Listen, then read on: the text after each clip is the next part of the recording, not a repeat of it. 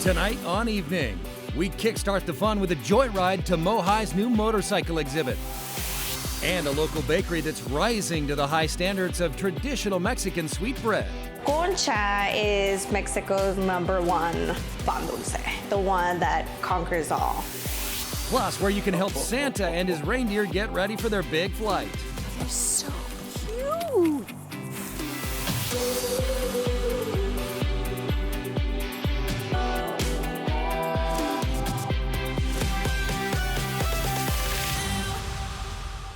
And welcome to Evening. I am Chris Cashman. Welcome to MOHAI, the Museum of History and Industry, as it is known. I hope to retire here one day. Not to retire, I hope they retire me here one day. Just put me in the corner. I'll be just fine. Until then, we celebrate our history and industry and a brand new exhibit. Kickstand's up 125 years of motorcycles right here in the Pacific Northwest. The people, many of which pioneers, and of course, our champions.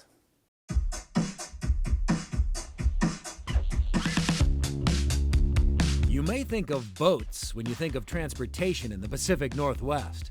But MOHAI's new exhibit is all about our impressive legacy with a certain two-wheeled mode of transportation. Road racing, motocross, and these are people from Washington that excelled in the sport. Kickstand's up 125 years of motorcycling in the Pacific Northwest. An exhibit that shares rare and vintage motorcycles. Some of these pieces belong to Tammy Sessions, who is known as the Queen of the Desert from her racing days. And I raced the United States circuit, and I did that for a few years. And then I went back to cross-country racing. This is my last win, and there was no stopping me from winning. And I'm still riding now. All kinds of history. It's awesome.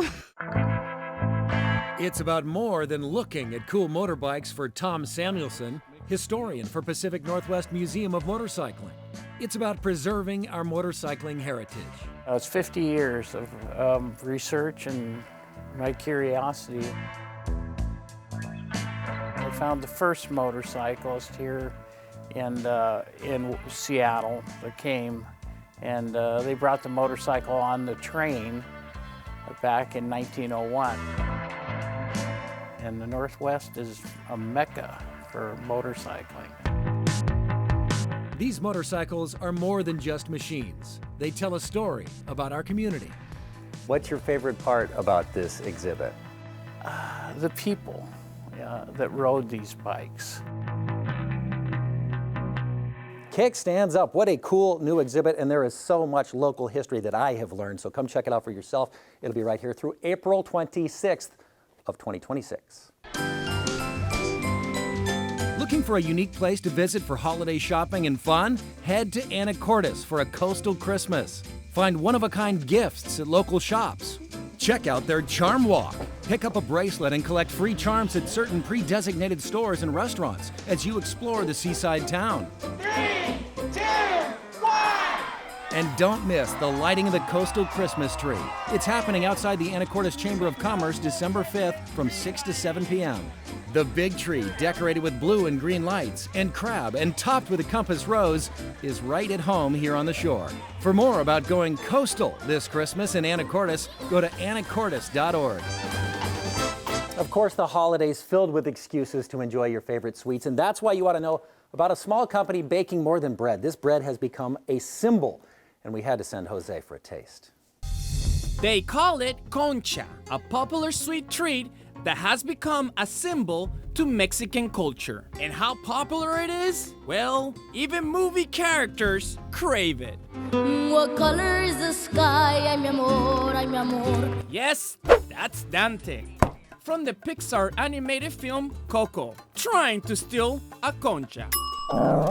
But what really is it? And how does it taste? Concha is a really soft brioche dough at the bottom, and then the top has a layer that is very cookie-like and crunchy top. Concha is Mexico's #1 pan dulce, the one that conquers all. If you are wondering what pan dulce means, the translation is sweet bread. It's really fulfilling, super personal, fills me up with joy, honestly, as corny as it sounds, but it is. I'm in Buren to meet up with Cesar and Karen, a duo that are making great conchas. Let's go inside. Working out of this communal kitchen, the small crew behind Bakescapade is taking the game to the next level, collaborating with others to create unique flavors. Today we're going to be doing 3 different kinds of dough. So we're gonna be doing ube cookies and cream, a vanilla bean, and then café de olla, which is the collaboration that we have. Well, the process for our concha starts with the dough. After mixing the dough, we let it rest for at least 24 hours. You shape it, you let it go through its second proofing, and then you stamp on the cookie topping, let it do its final proof, and then after that, it goes into the oven. After a couple of rotations in the oven and baking all the goods, it was time to try these delicious conchas before we have to deliver them. Karen is smelling good already. I think I'm gonna go with the ube one. Cheers, guys. I think ube is better. So I was a pastry chef for a while, a baker all my life. I knew how to make so many different desserts, but there was nothing that I really made for myself that represented who I was, my roots, my culture. Being an immigrant and being from another country and then being embraced by a community here in Washington has just been a life-changing. Just give us a try. What do you think? It's so good. So if you're looking for a sweet treat with a lot of history, give concha a chance. Yum. Jose, thank you. Good news. Bakescapade is now accepting orders for delivery, but they do usually sell out, so don't delay. Meanwhile, one of the most unique holiday celebrations in the Northwest is underway, the Reindeer Festival at Cougar Mountain Zoo in Issaquah. You actually get to help Santa and his reindeer prepare for the big night. Merry Christmas, buddy. Ho, ho, ho. Hi, buddy. Hi. All right, everybody smile. Say reindeer. 1, 2, 3, reindeer. Oh, oh, oh, oh. It's all about the kids' smiles, making the kids happy. Ho, ho, ho. Merry Christmas.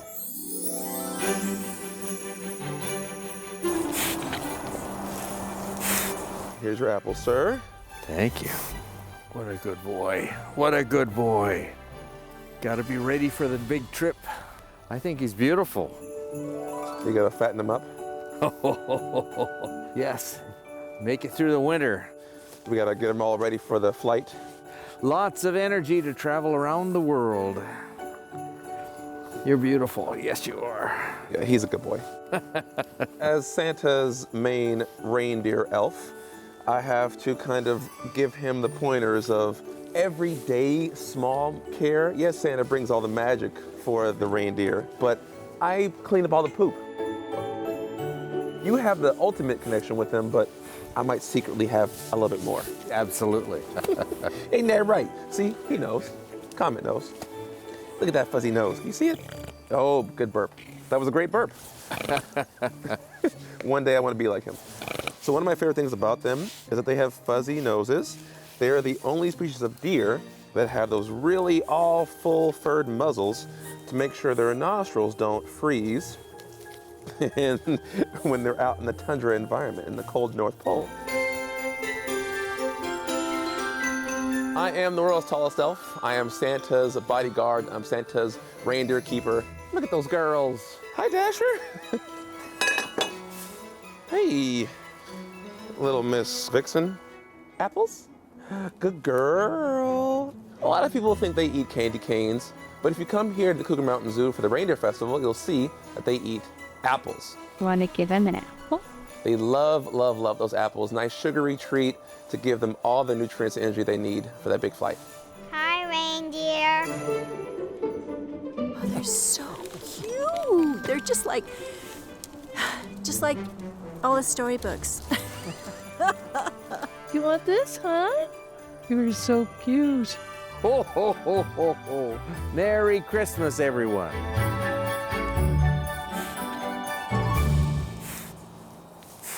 Thank you to evening photojournalist Diane Lewis-Torrey for that story. And a fun fact about these reindeer, you know, female reindeer shed their antlers every April. Male reindeer shed their antlers in November, so that means all of Santa's reindeer are female. He told you she was a vixen. We've got Cupid.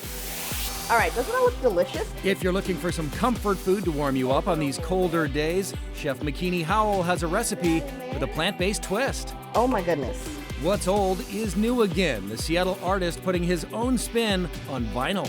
It's definitely kind of a therapeutic process. Evening is sponsored by the Anacortes Chamber of Commerce. And welcome back to Evening. I'm Chris Cashman. We are on the shores of Lake Union at MOHAI, the Museum of History and Industry. A very cool new exhibit. Kickstand's up 125 years of motorcycles here in the Pacific Northwest. A great time to come check it out on a cold, dark day. Speaking of which, looking for some comfort food to warm you up, we've got our favorite plant-based chef, McKeany Howell, to the rescue from McKeany's Kitchen. Fall is definitely here. And today, I'm gonna make a wild mushroom ragu with Parmesan gnocchi. This is just an olive oil blend. I suggest olive oil with this. It's gonna make your gnocchi really tasty. And you see how the oil hit and sort of spread out? That's how you know the pan is hot. Put some onion in. And some garlic. For your gnocchi, it's gonna give you a really good flavor base. We're gonna let these brown just a tad before we put the mushrooms in because the mushrooms will add a little bit of moisture. Let's put our mushrooms in. It's a wild mushroom mix. Some chanterelles in here, some creminis, I have some maitakes, just all the good stuff. All right, this is not the top for this pan, but we're gonna trap a little heat in there. It's the top for my other purple pan. Gnocchi, right? Makes you pull your hair out. You think, oh my gosh, I don't know how to make it. You don't have to. Buy it. Here we go. I just bought a package of potato gnocchi. It's super simple, it's already made. It takes like 2 minutes. Here we are, cooked gnocchi. I've put olive oil on it already and I'm gonna season it. So I wanna put a little of my plant-based Parmesan on it. And then I'm gonna put a little bit of, or a lot of it, of parsley. And this is what's gonna go in my one-pot meal. Ooh, it's starting to smell delicious. While it's cooking, I like my seasoning to go into the cooking stage. First I put in some bay leaf and then I put in some thyme and rosemary. I have a little bit of salt, pepper, and sugar. Sugar is gonna take down the bite of the tomato a little bit. And then, you know, if it's not enough, always just go back and add some more. All right, doesn't that look delicious? Let's put the top back on and give it a few more minutes. Oh, they reduced down a bit. They've sucked up all that oil. I've got a nice little black spot on my pan. Now we're gonna deglaze. I am using a red wine here just for like a nice richness. Crushed tomatoes. And then a little bit of veggie stock. So let's give this a little bit more time. Let's see how much this has reduced. Oh, that's looking really good. I'm gonna finish it with some olive oil. This fat carries flavor. Scooch these over a little bit. Scooch. Put that in there. Oh my goodness. Bring it to the table. There you have it. A mushroom ragu with Parmesan gnocchi. Delicious, hearty, warming. Hello, fall. Thank you, Chef. You can find that recipe and more in her new cookbook, Simple Goodness. All right, time now for a Seattle artist who is creating incredible works of art by transforming old vinyl records. Here's Jose with that story. I was eager to visit a shop on First Avenue that is dedicated to retro art, made from vinyl records. You got Seattle, Jimi Hendrix, and red. You should have done it on purple though. It's where you can find local artist Sean McClure cutting away.